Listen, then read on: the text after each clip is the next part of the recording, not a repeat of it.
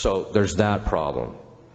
But the fact is that, and this is one of the reasons when you have a false understanding of freedom of religion, what ends up happening is that the Satanists and the stuff, which we see it, they're using it now to bring lawsuits and things against various states, etc., in order to try and promote abortion, because abortion is their sacrament.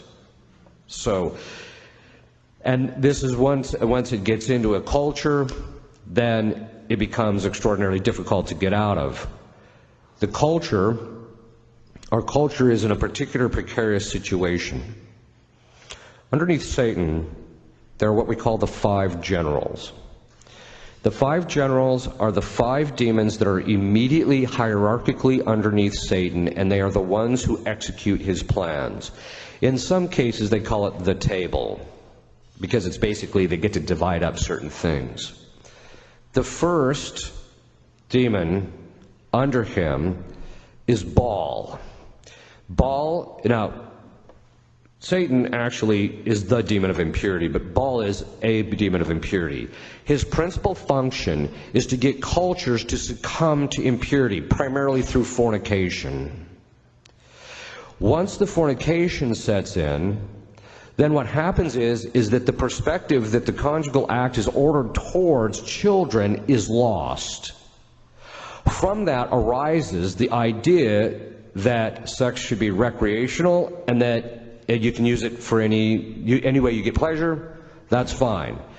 So Baal lays the groundwork. We saw this in our own country. It was called the free love movement. He lays the groundwork.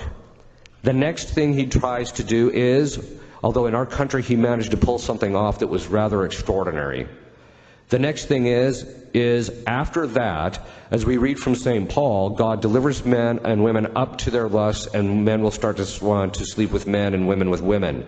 Which basically means what? Once the spirit of fornication sets in, which, by the way, I don't know if you noticed, in the New Rite, they removed from the spirit of fornication, deliver us from the Litany of Saints, at the very time that the free love movement gained ascendancy.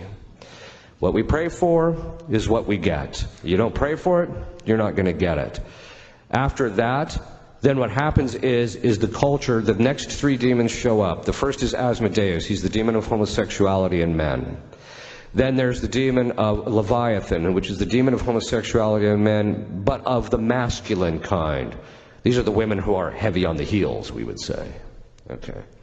Then there is the spirit of Lilith, which is the more seductive form of female homosexuality.